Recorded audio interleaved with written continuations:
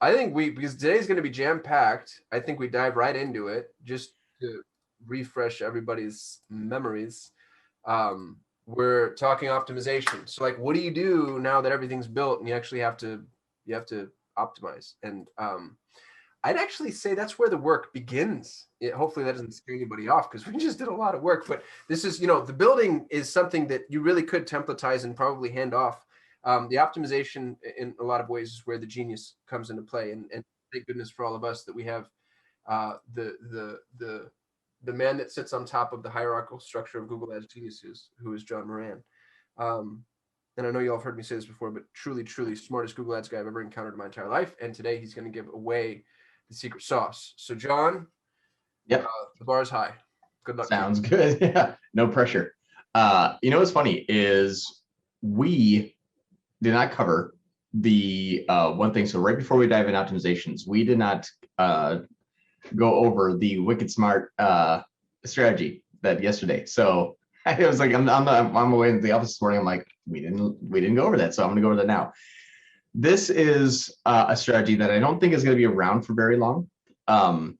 It's still working right now, but it's kind of a way that I think that Google sort of messed up, and we kind of found this strategy that is a way for you to use display networks, so YouTube, discovery, display, a way for you to target the people that go to your competitors' sites and target them with ads. So just like how on an inbound campaign, you can target people looking for your competitors, this is an outbound campaign that you can target people that view your competitors' websites. So under tools, in audience manager, see here, in custom audiences, when you click on the plus symbol here, this area of people who search for any of these terms on Google, you can put a competitor's website here. So I'll use like Wayfair as an example. So this is Wayfair's store. You grab the URL here, and when you place it into the people who have searched for any of these terms on Google, put their URL there, and Google will find an audience of the people that have visited your competitor's website. The reason why this works is when you go to Google's page here, this bar up there and this bar here are the same bar. When you type in this here, you can see it shoots up there. So when people type in a URL here, it's essentially the same thing as typing in the URL here. So this is technically a people who have searched for any of these terms on Google. This is technically a search term just because it's part of the same bar. It's the same exact search bar, the URL and the search bar. Same way that you can go up to the search bar here and type in, red shoes and the 7 dwarfs. It's the same thing. So I don't know why that auto-completed red shoes and the 7 dwarfs, but yep, that's it. Anyway, that's right there is one is the wicked smart contest at War Room. But it works really, really well. One of the things that we did on the 3x Shopify last year is I targeted this here. I targeted this URL, ads.google.com. And if you're running, and I did also, so this one here, this is people who are going and logging into Google Ads. Also, the, I think it was myshopify.com.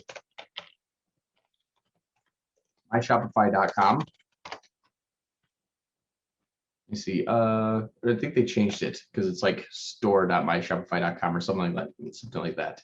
But if I go here and go log in, oh yeah, accounts.shopify, that's what it changed to. It used to be my Shopify, but accounts.shopify.com, I also used this here to target from the original 3x Shopify, but these are people that are logging into Shopify stores. So the way they use this strategically is it doesn't have to be just like the root domain. You can actually start to go in a little bit deeper. Now, it doesn't work every time. And here's what I mean by this is, let's say Wayfair is your competitor because you're selling, you're selling, let's do this. Oh, we have a person here that sells bedding. So bedding and bath. If I click on this, so here's bedding and bath. So if you took this bedding and bath here, this URL, and you use the bedding and bath. Now, this is where it doesn't work every time, is Google has to have at least people, there we go. They used to be, say, 1 billion to 5 billion weekly impressions. This section here on Wayfair is now 100 million to 500 million. This is people going to Wayfair who are also interested in bedding and baths.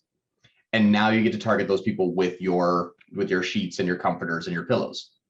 So this is a way for you to identify very specific audiences of your competitors in a wide range. Any questions here? Because I think that this is something that, so that's actually really insane. Yeah, I know. it is really insane. And that's why I think it may not be around forever. How long is this going to be a thing? I don't know. It's been a thing now for, I don't know, 8 months now, a year now, maybe. But yeah, that's the kind of the super ninja secret, to way to target very specific areas of large companies that overlap with your products. I'm telling you, what John discovered is it's the closest thing to cheating I've ever seen inside of targeting, and it's dangerous. I'm going to sober the conversation briefly. I want to talk to you about how dangerous this is. We can see who's about to get a divorce. We can see who's in Alcoholics Anonymous. We can see who's cheating on their spouse and target those people. This is a gross violation of personal freedoms.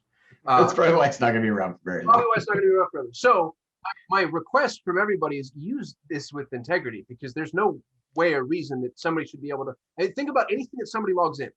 Anything that somebody logs into, I go to Alcoholics Anonymous and I log in.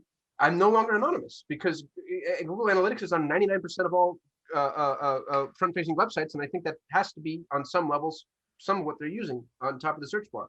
So be careful, but then also be strategic. John and I I think we're in the top 10, John, of high-level affiliates. Did I just lie? No, I think we are. We are. We're probably, if not like the biggest, I think. Yeah, we're very close. So we're among the top affiliates for, I think, the fastest growing marketing automation solution on the planet. It was this strategy that John found, where we were able to target people logging into SharpSpring, logging into Infusionsoft, logging into Ontraport, and then targeting them appropriately. So this alone, to be honest with you, I feel like is worth the cost of admission to the masterclass. I didn't know John was going to let the cat out of the bag here. I'm a little mad. I'm just kidding. But I just want y'all to know what a big deal this is, because it's crazy targeting. All that said, John, well done. Let's do the thing.